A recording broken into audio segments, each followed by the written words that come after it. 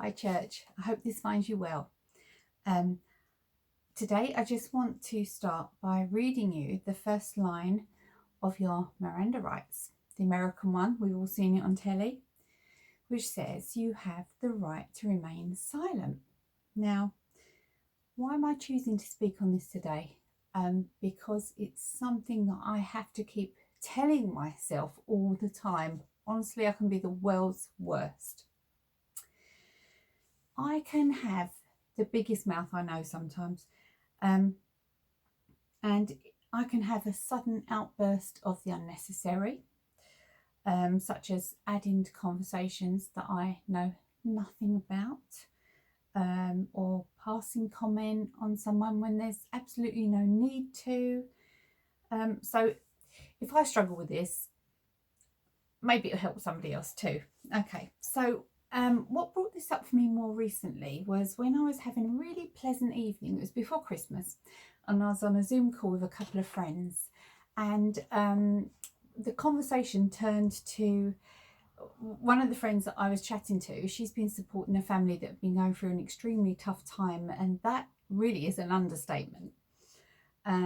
She was telling us how they were doing now and what contact she'd had with them, and I waded in with my version of events. I need to point out at this time that I don't even know these people, so anything that I added to conversation was second-hand information. So when the Zoom call ended, I had that familiar pang of, what did you say that for?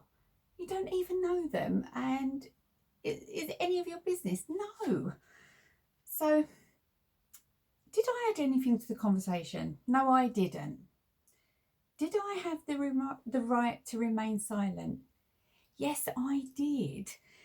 And instead, I chose to give an opinion that had no substance to it at all.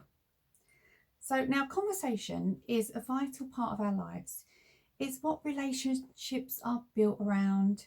And in this age of social media, real conversation is something to be cherished and protected. It's not something that we want to swap in favour of a like button on Facebook or something like that.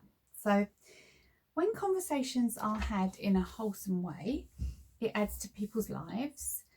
It brings connection and comfort, brings encouragement and love and passion, and most importantly, our testimonies and sharing of scripture through conversation can help to lead people into God's kingdom.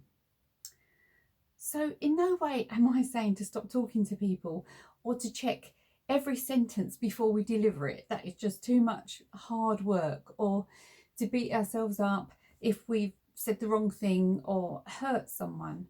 The best thing to do in those circumstances is to deliver a quick apology and own what we said, own our comments, and that helps to ensure a bitter root doesn't grow up, as we all know from experience, and it protects our relationships. So all I'm saying, and firstly to myself, believe me, is that we know when we're entering dangerous waters. We know when there's a conversation, maybe at work or college or the school gates, and we have the opportunity to indulge in a little bit of gossip about someone. It's not an easy thing to say no, though, because sometimes when somebody's telling you this stuff, we can become unwillingly involved because we don't want to say that we don't want to hear it, or shut somebody up, or hurt their feelings as they're sort of talking to us. But we do have the right to remain silent. Or maybe there's something really juicy being talked about, and you're the person who actually knows what's happened, and it would look really impressive if you delivered the facts. But again, is it helpful? We have the right to remain silent. So I looked for a scripture to fit in with today's devotional, and there was an unbelievable amount to choose from. So God clearly knows this is something that we can all struggle with. But this one I thought was straight to the point and easy to remember. So it's Proverbs 21:23, and it says, "Whoever keeps his mouth and his tongue keeps himself out of trouble. Whoever keeps his mouth and his tongue keeps himself out of trouble. And I think that just says it all, really. And I just have some really good quotes to challenge our thinking a bit. So this one is, be less curious about people and more curious about ideas. And that was one of Marie Curie's quotes, who discovered the use of radium in treating cancer patients.